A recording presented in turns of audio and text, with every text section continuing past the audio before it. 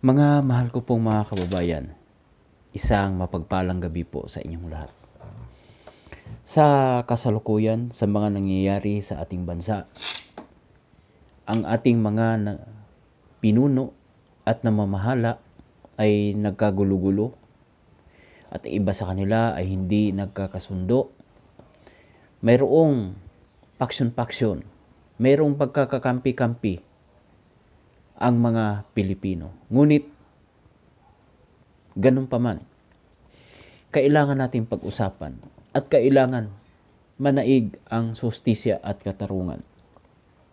Dahil sa kaliwat kanan po ang mga iskandalo at ang mga isyu, lalong-lalo na po sa flood control project. Kahapon po sa hearing po sa finance, doon po sa DA, another anomaly na po uli ang nakikita ang natuklasan ni Senator Win Gatchalian, yung farm to market road.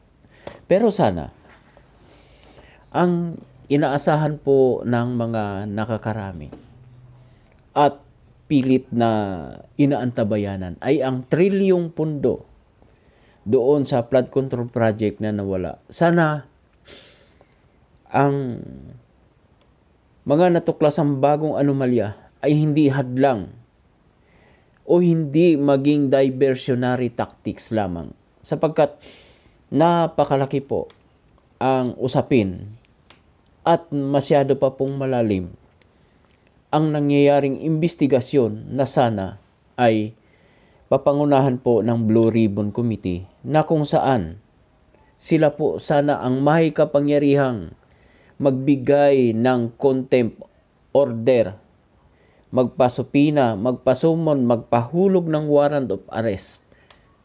Pero tila may inililihis po ang grupo ni President o Senate President Tito Soto, mga kaibigan.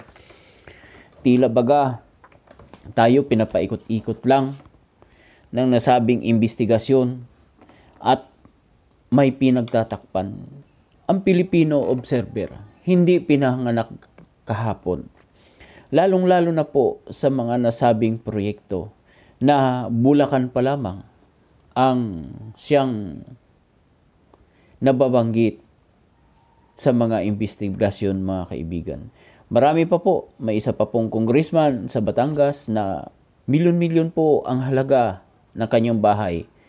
Nakakuha po siya sa DPWH ng halaga 30 billion pesos mahigit para sa nasabing mga proyekto. At ngayon po, nasa watchlist na po sila para hindi po makalabas ng bansa. Ngunit mga kaibigan, ating tutukan pong muli na mayroon pong isang testigo na naman ang lilitaw na kumausap kay Senator Bato de la Rosa. Ngayon, mga kaibigan, ang seste ng investigasyon, parang naggagantihan sila sa mga investigasyon. Mayroong kabila na parang tinuturuan ang mga nasabing nasasakdal at testigo, ituro ang mga senador upang sa ganon mawindang ang investigasyon. Meron naman na talagang yung pag-iimbestiga niya at ang pagtatrabaho niya ay para sa bayan. Walang iba kundi si Senador Rodante Marcolita. Bakit tila ang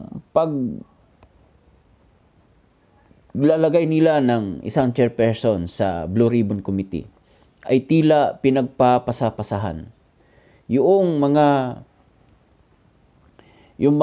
dapat manguna ay tumatanggi at nagre-resign. Bakit kanyo?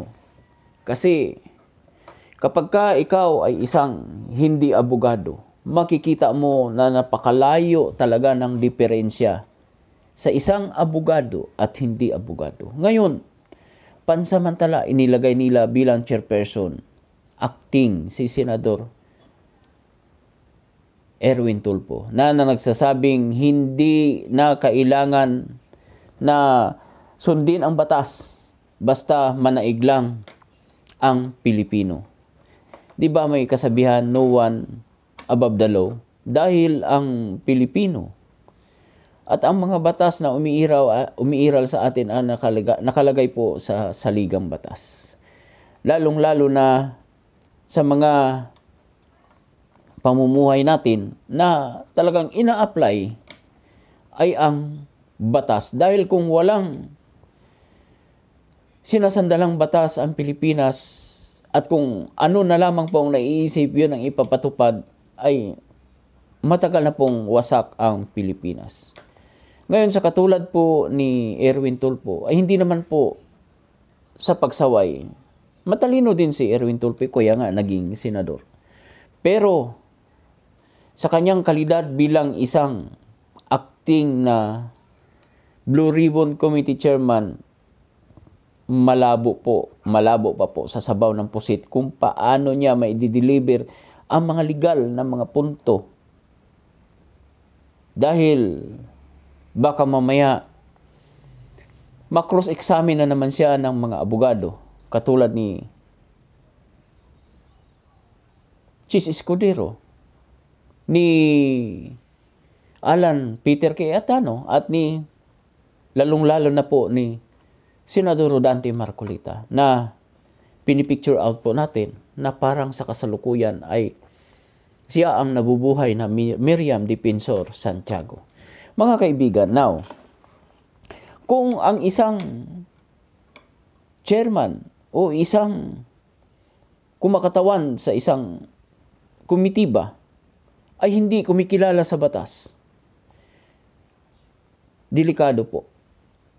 Hindi po siya angkop sa ganoong mga pagtupad ng tungkulin sapagkat masilan po ang nakasalalay sa kanilang balikat ng mga tungkulin dahil ang pagiging isang chairperson ng Blue Ribbon Committee ay malaking expectation po yung tinitingnan ng tao. Dahil na rin sa magaganap mong mahusay ang nasabing pagdinig. Ngayon mga kaibigan, kung babasihan po natin sa mga nakaraang hearing, ay hindi sila o nagkakasundo sila sa mga bagay na naayon lang sa kanilang pag-iisip. Katulad nung pagbibend ng law na sa isang senador, nakakatakot po. Dahil mamaya, kung ano-ano na lamang po ang gagawin nila, hindi masunod ang batas na ating sinasandalan. Masalaula ang batas na dapat sana ipatupad para sa ating mamamayang Pilipino. Ang pag-imbestiga sa flood control project, mga kaibigan. Bakit ayaw nilang banggitin ang pangalan ni Elizaldico at ni Martin Romualdez na siya namang dala-dala ng mga testigo at maraming beses nang nabanggit na sa kapulungan ng Senate Blue Ribbon Committee. Ngayon, kung ito ay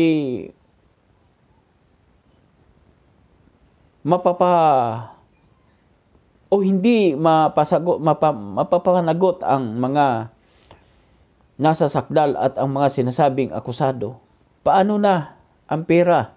Paano na ang pondo ni Juan de la Cruz na pilit niyang pinagtatrabuhuan upang ibahagi sa gobyerno ang kanyang mga kinikita na samantalang isusubo na sana ng kanyang mga anak, ngunit ibinigay pa niya sa ating gobyerno dahil sa pagmamalasakit nito at sa pagmamahal nito, nang sa ganon hindi lang siya magkaroon ng masagana at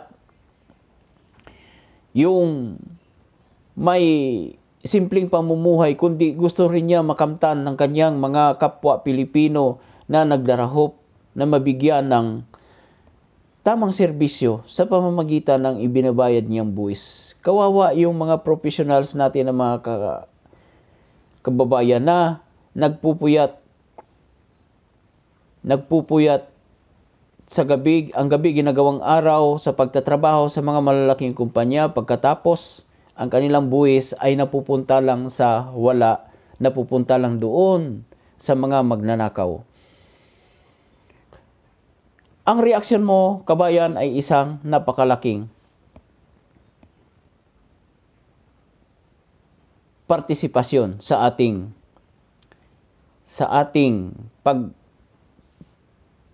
pagtatalakay ngayong gabing ito.